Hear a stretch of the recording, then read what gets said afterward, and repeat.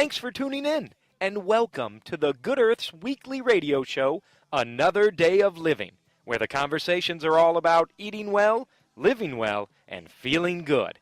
And now, here's your host, Alex Litwack. That's why I'm telling you, I just want to celebrate, yeah. Another day of living, yeah. I just want to celebrate. I am hanging out in the Good Earth Shoe Room, and with me is Dan Summers. He's a licensed social worker and addictions counselor, a massage therapist, is licensed in acupuncture for detox, an advanced certified Rolfer, a certified craniosacral therapist, and a visceral manipulation practitioner. That is quite a list, Dan. It sounds like I've been busy, but I've also have a number of years to get all that done. Well, that's good. You're a student, a perpetual student. Absolutely. Yes. Absolutely. Yes. I like that because I'm naturally curious as well, and it's always fun for me to learn something new. So we are going to talk about the very last thing on this list, visceral manipulation, and what does that mean? Visceral manipulation refers to our internal organs, heart, our lungs, our spleen, our stomach, colon, our small intestine, our liver, our kidneys, our pancreas. All of these organs within us have an inherent movement. They move together like a symphony. Oh, I love that. A symphony in the inside of our body. I am just sitting here. It may look like nothing's going on, but actually quite a bit is going on. So I hear the use of the word visceral many times when people are talking about fat. Oh. So there's subcutaneous fat, which is fat just underneath the skin, or a subcutaneous layer. Yes. And then there's visceral fat, which is the fat that surrounds the organs. Yes. So does that fat play a role here? Our bodies are so extraordinary in terms of the layers and the quote-unquote padding or insulation, if you will.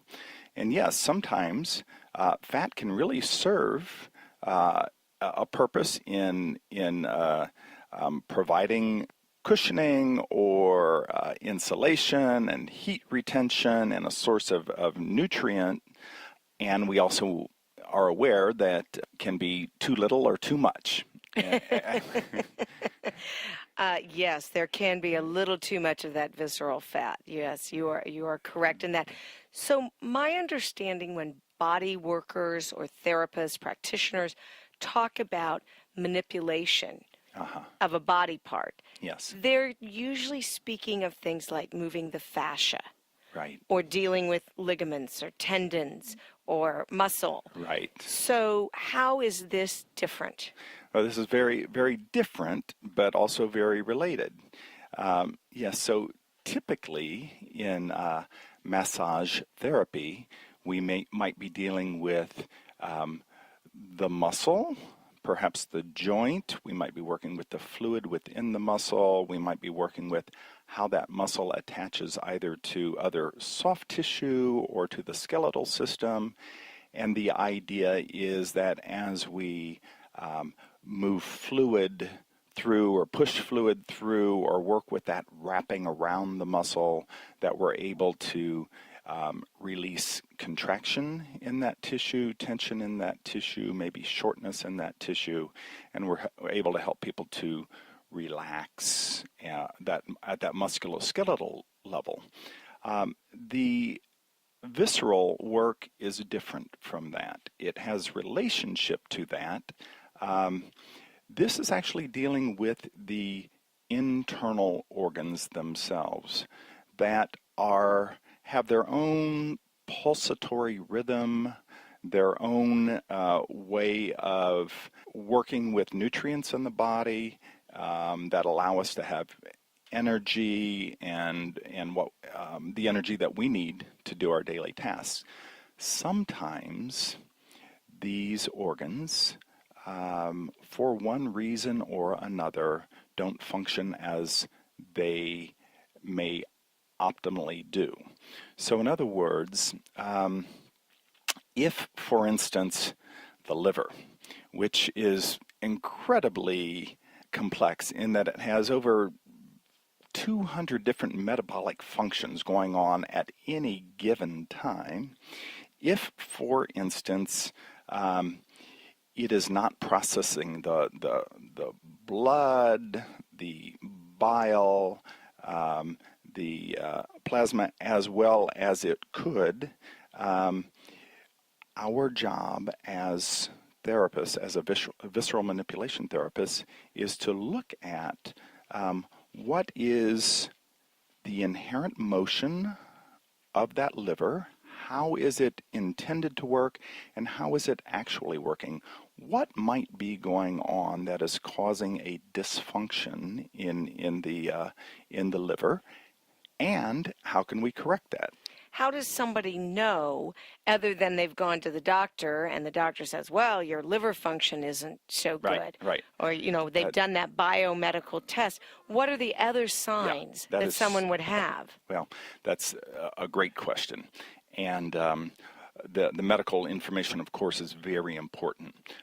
But absent that even, as a visceral manipulation practitioner, I may have someone who comes in and they may have complaints perhaps of typically right-sided, maybe biomechanical issues. My shoulder hurts, my right shoulder hurts. You might say a side bend perhaps to the right side, where in the osteopathic world, there's a phrase that the body hugs the dysfunction. So you might see the body begin to collapse or encase around an area where there's a dysfunction. So some of this through visual observation, some of it through palpation, placing my hands on the body, I'll be able to determine at first generally where a dysfunction may be occurring, and then on further investigation more locally.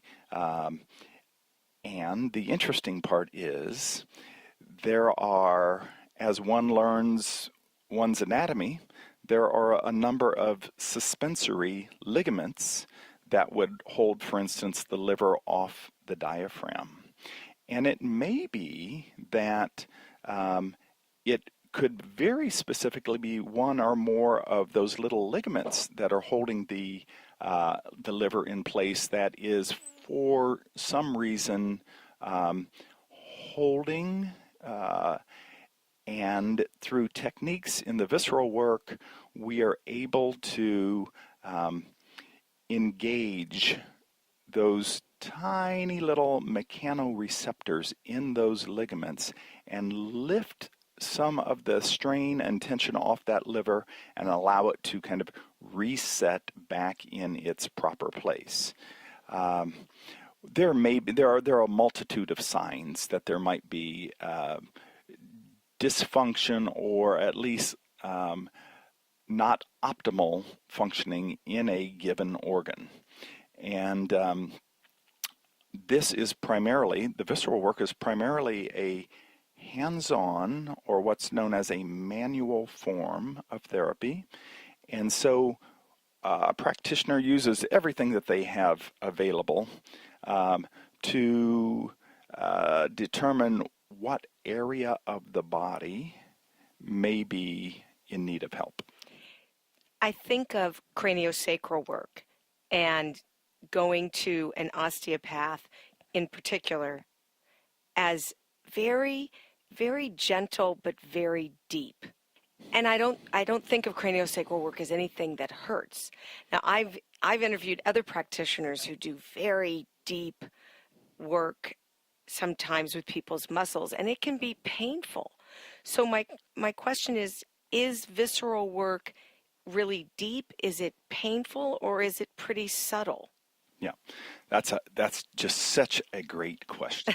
I'm going to get a gold star at the end of this. Well, I love that question because I think for the longest time there has been some equivalency in some people's minds between deep and uncomfortable, or painful.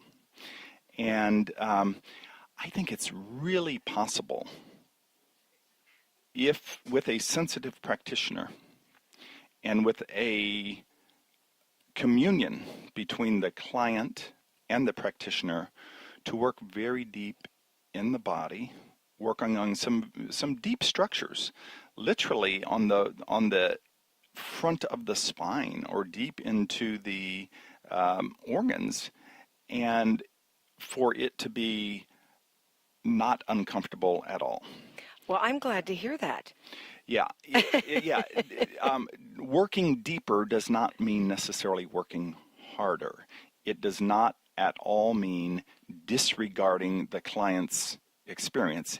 In fact, I believe that when the client begins at any level to tense up or resist what is going on, you're kind of at cross purposes.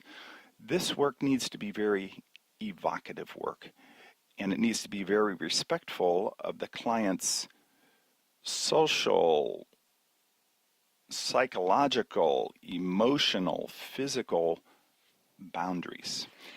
I want to go back to something you said earlier, which was I loved, was about the phrase hugging an organ. Uh-huh. And I think about when people get injured in some way, Yes. whether they just have a little slip Yes. and fall, Yes. or something as large Yes. as a car accident, Yes. or an illness, a very traumatic illness, and how things get locked in their body. We always talk about the issues in the tissues, but I don't think people really talk about the fact that if you've got a muscle that's stuck in one area of your body, it can cause an issue in another part of your body. And that what you're saying is it may involve an organ. It may involve an organ, absolutely, and it's not limited to organs either. For instance, just biomechanically, if I injure my right knee, naturally I want to protect it. And so what I may do is to shift my weight off of it onto my left leg and knee. So we might call our injury to our right knee our primary concern, and what occurs then as we shift more weight over time to our left side, we now have another situation, which we might call more of our compensatory situation. And so it's interesting that in treatment, somebody comes in and says, oh, my left knee is really stiff. And so we treat this secondary or compensation without really paying attention to what is the underlying or primary issue.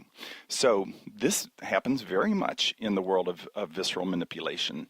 I alluded to earlier that someone may come in and say that I'm not getting much breath, and we could work if we wanted to with the thorax, with the rib cage. We could work with issues around the pleura, when in fact what may be happening is that liver that is actually quite heavy. It weighs from 2 to 5.5 pounds. That's a lot of weight, full, continuously full. You know, there's 1.5 liters of heavy blood and fluid running through it at any given time. That weight, which attaches the top of the liver, the coronal ligament, the top ligament attaches to the underside of the diaphragm. Immediately adjacent to that diaphragm is the base of the lung. If you follow that lung up into the third lobe of that lung is up in those upper ribs, you may have the symptom appearing in that right shoulder, in those upper lobes of the lung. However, the origin of that dysfunction may be far below. You're like a detective. That is one of the most fascinating things about this career I have chosen. Um, I love a vocation that gets wider and deeper and more inviting the further I go into it. And the reason I have looked at and studied in depth the number of modalities I have is because I believe we really are a mind body integrative being. We are body and we are mind and we are spirit. And to divorce any one from the other is to not work with the whole being. And, Absolutely. Every practitioner I talk to on this show, I think, would agree with you that, my example is always when when someone says, "Well, what's a really, holistic approach, for example, to um, reflux?" mhm, It could be what you're eating, right, but you also might have a structural issue. right, So if right. somebody comes to, why not treat that whole Yeah, person yeah, as opposed to saying, "Here, try this medication yes, that yes, you're only really supposed to take for 2 weeks, but you could yes, be on for the rest of your right, life," which is right, going to create other issues down the right, road in terms of your body's ability to produce stomach acid and, right. on and on and on. So I always feel like you feel that there's more to it. And how do Yeah, you get to the yeah, bottom of it? right. Well, you know, there are very specific in this work, in the visceral work, there are very specific techniques for working with what might be called the lower esophageal sphincter or the cardiac sphincter. Sometimes that's a literal sphincter. It opens and closes. It has contractile tissue there that, as part of that rhythm of peristalsis and consumption and elimination, it has its job to do. There are a number of sphincters in the abdominal tract or in the gastrointestinal tract that work in harmony to allow a separation of solids and fluids and gases, and they all do their job so we can get along well. So there are specific techniques, but I also think that what you are saying is so important.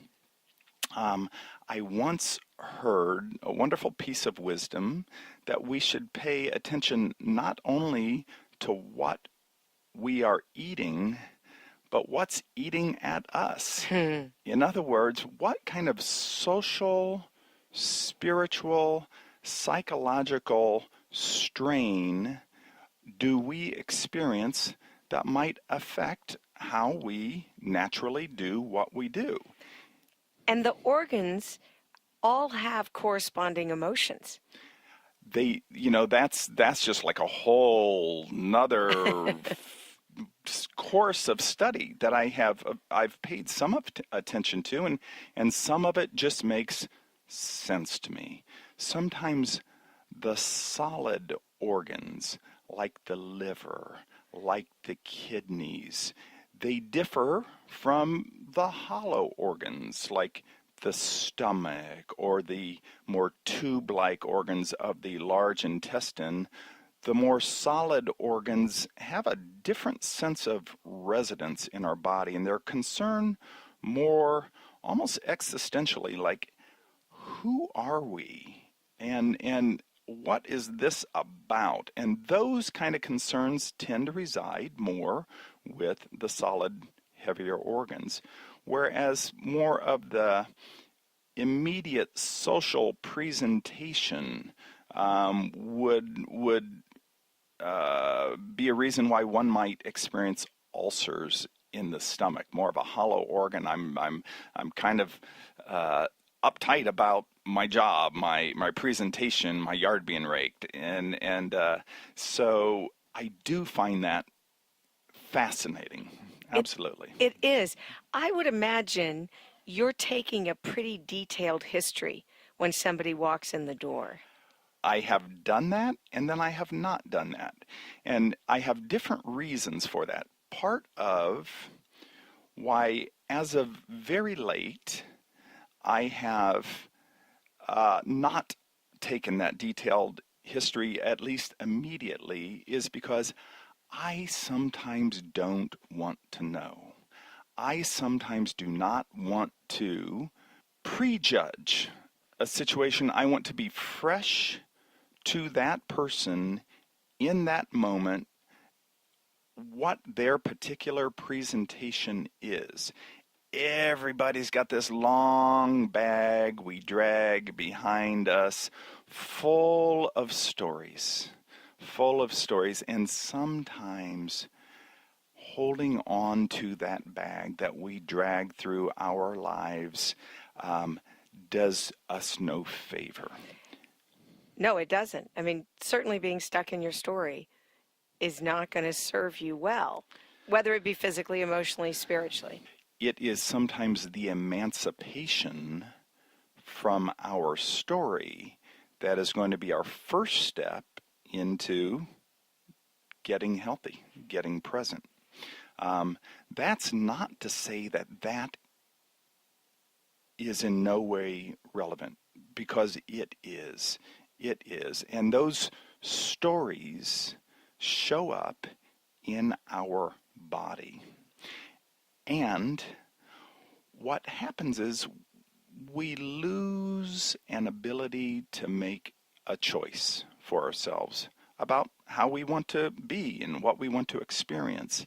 And so some of the work that I feel can be very healing is to, when you talk about working deep, is to bring someone to their edge. And typically at that edge, something has happened automatically. We've learned how to react to that moment.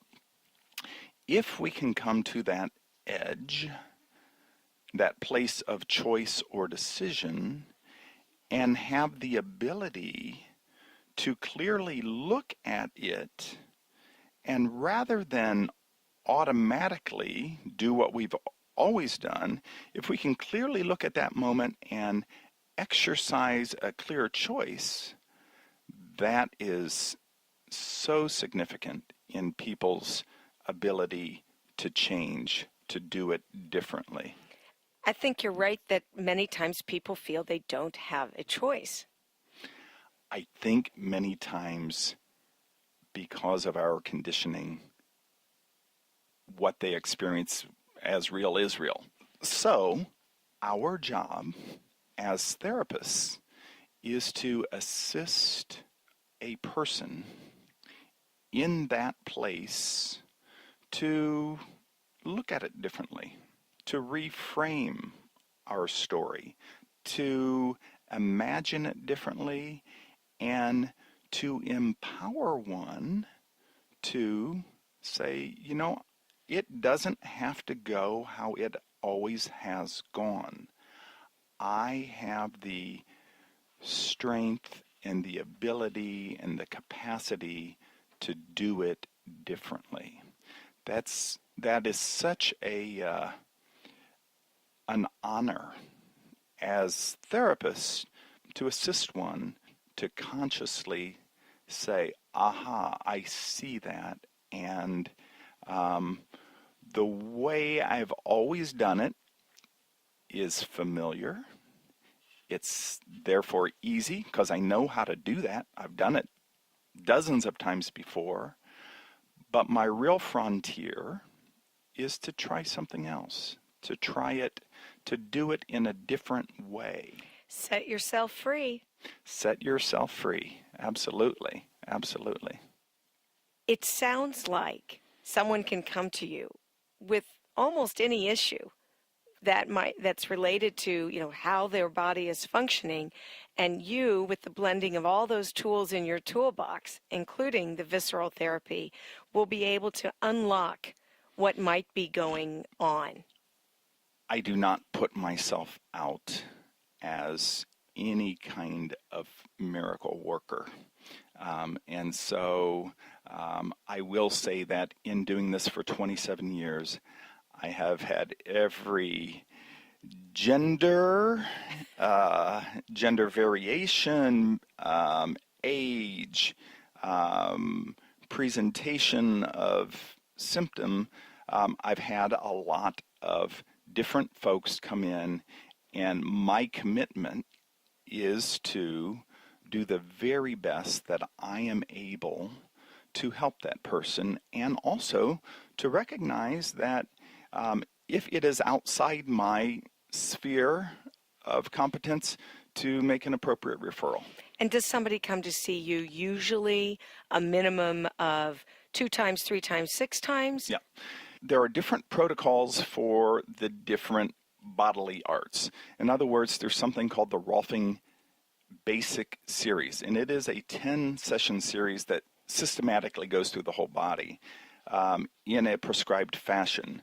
For the other work, for the cranial work, for the visceral work, it is not as systematic, but typically people will come in, and within 3 to 5 sessions we'll be seeing the results that hopefully they are looking for. Dan, if someone would like to get in touch with you, what is your website? My last name, Somers, S-O-M-E-R-S, therapy.com. SummersTherapy.com. Yes. I have loved learning about visceral therapy and the way that you speak about the work that you do. Thank you so much for being a part of the show. A pleasure to be with you. Thank you so much. The beat goes on. The beat goes on. Drums keep pounding a rhythm to the brain. La-da-da-da-dee.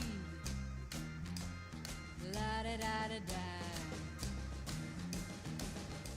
The Good Earth, located in Broderpool Village, is in its 47th year of providing organic foods, spices, herbs, teas, essential oils, and toxin-free body care products. Did you know we also carry healthy footwear, like Birkenstocks and Earth shoes? And with over 10,000 different nutritional supplements, our knowledgeable staff will be able to help you find just what you need. We're open Monday through Saturday, 9 a.m. to 8 p.m., and Sundays, 11 a.m. to 6 p.m. And our web store is good-earth.com. And the beat goes on. The beat goes on.